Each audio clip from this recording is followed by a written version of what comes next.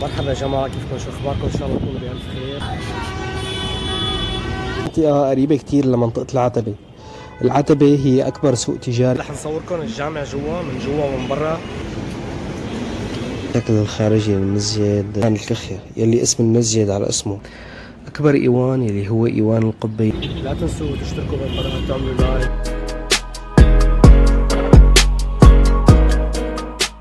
مرحبا يا جماعة، كيفكم؟ شو اخباركم؟ ان شاء الله تكونوا بألف خير. هذا مسجد الكلخي. الكلخي هذا مسجد أسس من زمان كثير يعني.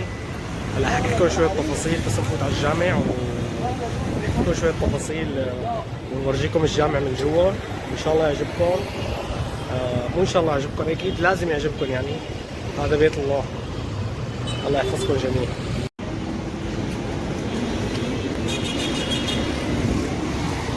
جماعة رح نصوركم الجامع جوا، من جوا ومن برا. مسجد عثمان كيخة مثل ما شايفين يا جماعة. الشكل الخارجي للمسجد، الزخارف الخارجية اللي على الباب، حيطان المسجد، الشبابيك المستديرة، عمارة المسجد وأحجاره. هاي الصورة من 1950.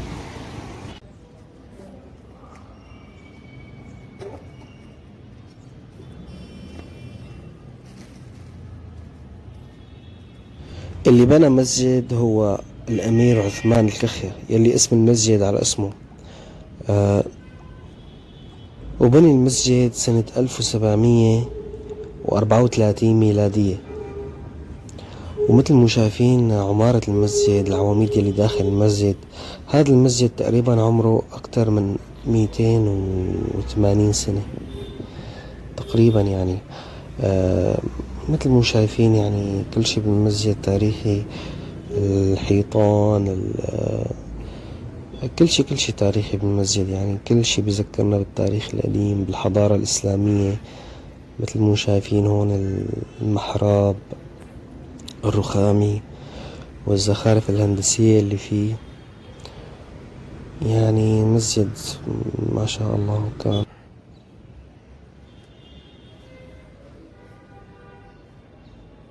وكان بجوار هذا المسجد حمام وسبيل مي، بس تم إزالتهم من فترة كبيرة يعني.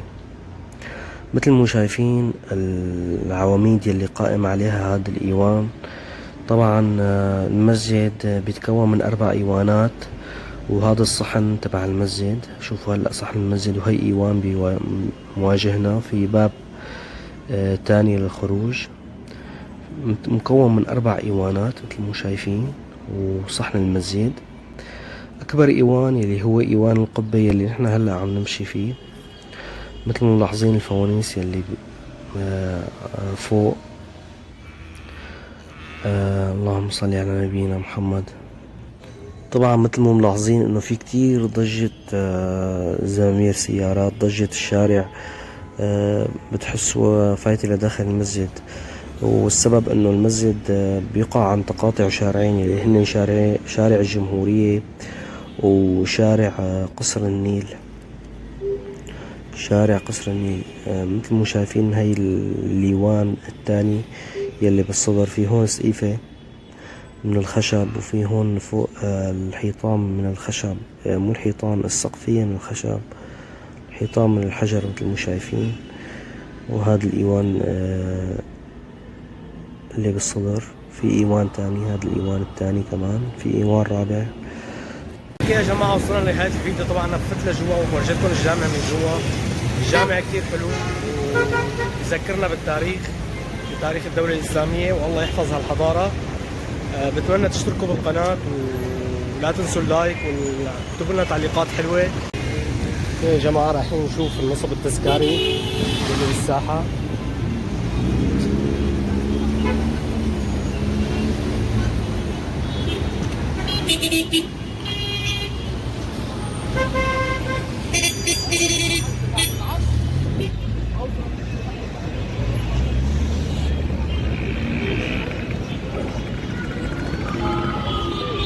مسجد الكاخي رحنا عليه وعملنا في الفيديو وليكم ورانا، بس ما بيبين هلا.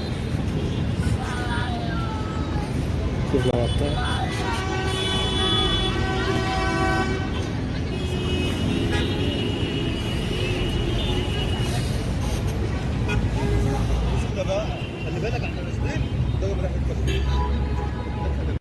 مرحبا يا جماعة، كيفكم؟ شو اخباركم؟ ان شاء الله تكونوا بألف خير. هلا انا من هي الساحة عم بصور لكم هذا النصب التذكاري اللي وراي. هو نصب لابراهيم باشا. ابراهيم باشا حكم مصر بفترة من الزمن. رح نتثقف شوي عنه ونحكي لكم بقى بالفيديو. لا تنسوا تشتركوا بالقناة، تعملوا لايك، تحطوا تعليق حلو، قولوا لنا وين بدكم تروحوا، شو بدكم تشوفوا، شو جاي عبالكم، وين جاي عبالكم تروحوا. انا روح قلبي اني لف ودور، تمام؟ لف ودور، مو لف ودور بالحكي، لف ودور روحه وجايه وكذا. طبعا هون عنا هذا الميدان، هو ميدان الأوبرا يلي بيقع عند مبنى محافظة القاهرة. طبعا مثل ما شايفين هون الشارع كيف في عجقة سيارات وعجقة عالم كتير، لأنه هون هي المنطقة قريبة كتير لمنطقة العتبة. العتبة هي أكبر سوق تجاري بمصر تقريبا. مثل ما شايفين هون النصب التذكاري لإبراهيم باشا اللي حكم بمصر بفترة طويلة من الزمان، وكانت فترة ازدهار كتير. مثل ما شايفين يا جماعة هون مكتوب التواريخ يلي خاض فيها حروب ومعارك. بصراحة ما قريتهم كلياتهم لأنه كتار. كانت هي الجولة سريعة شوي، ما قدرنا يعني نلف كتير. كان الوقت شوي متأخر، بس حبيت يعني أخذكم بهالجولة الحلوة، صور لكم المكان، أحكي لكم شوي عن المكان. يعني ميدان الأوبرا ميدان كتير استراتيجي بمصر، يعني بالقاهرة هذا الميدان كتير استراتيجي. ابراهيم باشا 1789 1884، يعني شي 60 سنة تقريبا. ابراهيم باشا.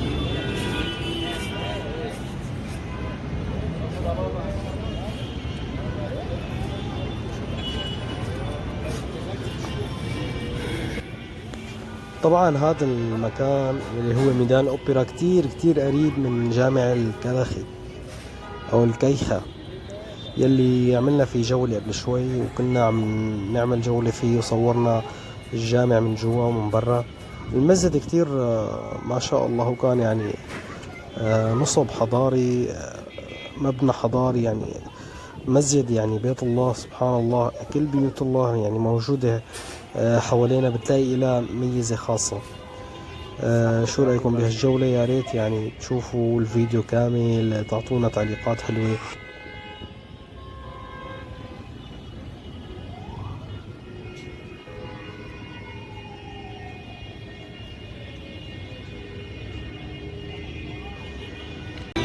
يا جماعة هلا خلصت جولتنا، لا تنسوا اللايك والاشتراك والسبسكرايب وكل هدول، ظبطوا لنا اياهم مشان قناتنا تكبر ونستمر ونعمل شغلات حلوة ان شاء الله.